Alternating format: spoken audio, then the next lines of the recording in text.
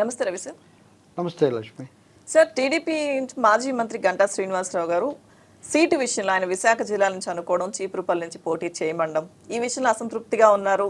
కొంత అధినేతతో వాదోపవాదాలు జరిగాయి.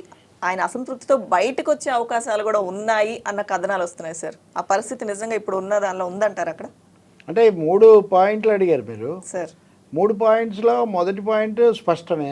ఆయన అసంతృప్తిగా ఉన్నారు, అదేమంత ఇష్టంగా లేరు. చీపురుపల్లికి వెళ్ళి బొత్స సత్యనారాయణతో పోటీ చేయటం, సార్ ఇప్పుడు జిల్లా మారి ఇంకో చోటికి పోయి ఇదంతా చేయటం ఎందుకు, అట్లాగే అక్కడ సోషల్ కాంపోజిషన్, అక్కడ సామాజిక పొందిక తరగతులు ఇవన్నీ ఎలా ఉంటాయి అనే సందేహాలు ఉన్నాయి. ఇంతకాలం నుంచి నేను విశాఖ జిల్లాలో ఉంటూ ఆ చుట్టుపక్కలే పోటీ చేస్తూ ఉన్నాను, ఎంపీగా ఎమ్మెల్యేగా. చాలామంది ఆయన అంటూ ఉంటారు ఎప్పుడు ప్రతిసారి ఒక నియోజకవర్గం మారుస్తాడని. దాంట్లో నిజానికి మైనస్తో పాటు ప్లస్ కూడా ఉంది కదా. ఏ నాయకుడు అయినా కానీ ఎక్కడికి వెళ్ళినా గెలుస్తూ ఉన్నాడు అంటే ఒకటి కాస్త స్టేచరు, కాస్త ఓట్లు సమీకరించుకోగలిగిన శక్తి, యంత్రాంగం ఇవన్నీ ఉంటేనే గెలుస్తారు కదా. అది సీటు మారితే చాలామంది ఇప్పుడు సీటు మార్చినందుకే కదా వైఎస్ఆర్ పార్టీలో చాలామంది ప్లేస్ మార్చినందుకు, సీటు మార్చినందుకు. ఇప్పుడైతే ఇది వచ్చింది కానీ అంటే స్థానిక అభ్యర్థులు, వనరులు, డబ్బులు వీళ్ళు ఉన్నోళ్ళు అక్కడే మళ్ళీ చేయటం అని. గతంలో అయితే కొంచెం కీలక నాయకులు అనేవాళ్ళు ఎక్కడి నుంచైనా అక్కడ ఇక్కడ చేయటం, లేకపోతే 3 చోట్ల చేయటం ఇట్లాంటివి చేస్తుండేవాళ్ళు. గంట బహుశా ఇప్పుడున్న వాళ్ళల్లో అట్లా మారిన వాళ్ళల్లో ఎక్కువగా ఉన్నమాట నిజమే. కానీ ఏదైనా విశాఖపట్నం ఆ చుట్టుపక్కలే ఉన్నాను కానీ పూర్తిగా విజయనగరం వెళ్ళి చీపురుపల్లిలో సత్యబాబు మీద చేయటం అది అవసరమా కాదా, ఆయన ఆలోచిస్తున్నాను. ఇది బహిరంగంగానే చెప్పేసరికి దీని మీద ఏమి ఎవరు పెద్ద ఆలోచనలు వాళ్ళ వ్యాఖ్యలు చేయాల్సిన అవసరం లేదు. ఇంకా దీంట్లో రెండో భాగం ఆయన పార్టీ రాజీనామా చేస్తారు లేకపోతే ఇంకొకటి అనే దానికి వచ్చేసరికి దాని మీద ఆయన ఏమీ చెప్పలేదు. నేను అసంతృప్తిగా ఇది నాకు ఇష్టం లేదు కానీ మా పార్టీ వాళ్ళు చేయమంటున్నారు కాబట్టి. సో ఒక సీనియర్ నాయకుడు వాళ్ళ పార్టీ అధిష్టానం చెప్పింది అని చెప్తూనే అయినా నేనైతే ఆలోచిస్తానని చెప్పాను అంటే నేను పూర్తిగా ఆమోదించలేదు. ఆ విషయం వీళ్ళతో కూడా పంచుకుంటున్నాడు ఆయన, మీడియాతో కూడా. కాబట్టి ఖచ్చితంగా గంటా శ్రీనివాసరావు ఆ విధంగా అక్కడికి వెళ్ళటం గురించి అయితే ఆలోచనలో ఉన్నమాట నిజమే, ఒప్పుకోని మాట కూడా నిజమే. ఒప్పుకుంటారో లేదో తెలియదు కానీ రాజీనామా చేస్తారా లేదా, అంత దూరం వెళ్తారా లేదా అంటే ఆలోచనను బట్టి ఉంటుంది కదా. ఆ ఆలోచనలో నేను అక్కడికి వెళ్ళలేను అన్నాడు అనుకోండి, వీళ్ళు అక్కడికే వెళ్ళాలి అని అన్నారు అనుకోండి, అప్పుడు ఏం జరుగుతుంది, అనివార్యంగా రిఫ్ట్ అంటారు, ఒక విధమైన దీనికి బ్రేక్ వచ్చే అవకాశం ఉంది. సో నిన్న ఆయన చెప్పినట్టుగా ఒకవేళ నిజంగా ఇష్టం లేదు వెళ్ళను అంటే అన్నారు కదా సార్, నచ్చిన సీటు రానప్పుడు పార్టీ మారుతారా అని నిన్న అన్న పరిస్థితి రావచ్చు అంటారు. అడిగారు విలేకరులు, ఆయన తేల్చి చెప్పలేదు కదా. కానీ వెంటనే ఇప్పటికి కూడా రాజీనామా చేస్తారు లేదా. గతంలో ఆయన ప్రజారాజ్యంలో ఉన్నారు, ప్రజారాజ్యం కాంగ్రెస్లో లీనమైంది. అప్పట్లో వైసీపీ వాళ్ళు కూడా ఆఫర్ ఇచ్చినా కానీ తన వాళ్ళకి ఇవ్వలేదని ఆయన ఆగిపోయారు. మధ్యలో కొంతకాలం అలా దూరంగా స్తబ్దంగా లేకపోతే తటస్థంగా అలా ఉన్నారు. ఈవెన్ విశాఖకు రాజధాని వస్తుందంటే నేనే వ్యతిరేకించడం ఎట్లా అని ఒక కొంతకాలం అవన్నీ జరగలేదు కాబట్టి ఆయన టీడీపీలో అలాగే కొనసాగారు. విశాఖ ఉక్కు సమస్య మీద రాజీనామా చేశారు. సో ఇప్పుడు ఈ సమయంలో అది కూడా ఒక అవకాశం ఉంది. మీరు చెప్పింది ఇండిపెండెంట్గా ఆయనకు ఆ మాత్రం అక్కడ పట్టు, వనరులు, సొంత ఇవి ఉన్నాయి కాబట్టి విశాఖ జిల్లా చుట్టుపక్కలే నేను చేయాలి అనే దాని ప్రకారం ఆయన ఇండిపెండెంట్గా చేస్తే కూడా పెద్ద ఆశ్చర్యపోవాల్సిన అవసరం లేదు. టీడీపీకి రాజీనామా అనే కంటే టీడీపీలో తను కోరుకున్న పద్ధతిలో పోటీ చేసే అవకాశం లేదు కాబట్టి నేను ఇండిపెండెంట్గా చేస్తాను అనుకునే ఛాన్స్ కూడా ఉంది.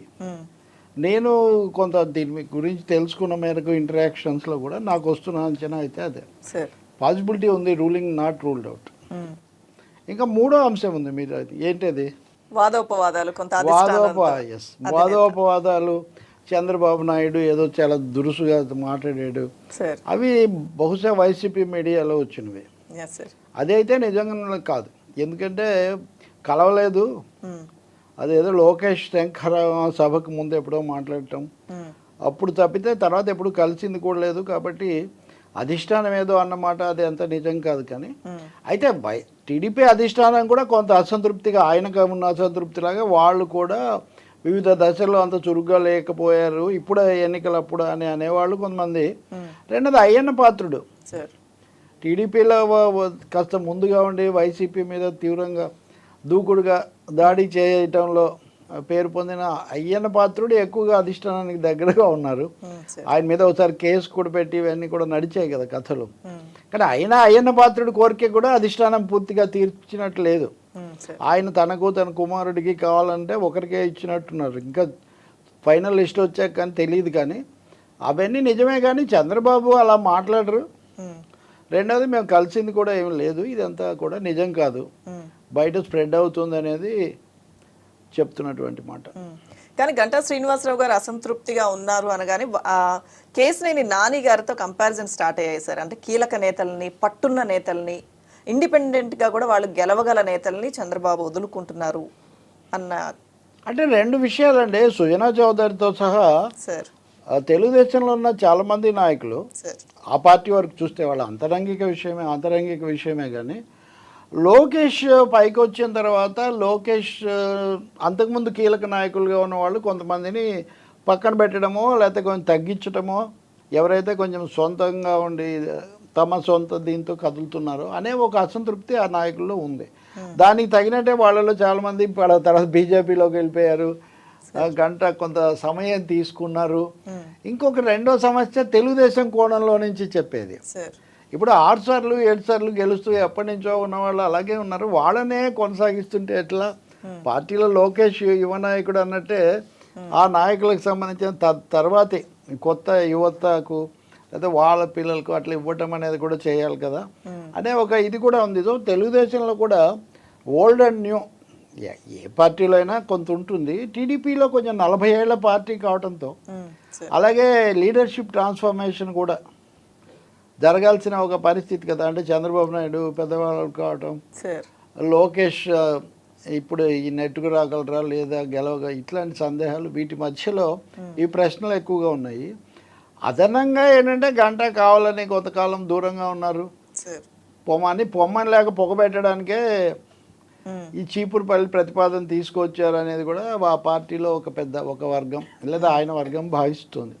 దీని అంతటికి ముగింపు ఎట్లా ఉందో తెలియదు. ఒక గంట ఎందుకండి, ఇప్పుడు గోరెంట్ల బుచ్చయ్య చౌదరి విషయం మనం తీసుకున్నా, ఇంకా 2-3 చోట్ల ఇలాంటి కేసులు మనకు కనిపిస్తున్నాయి కదా.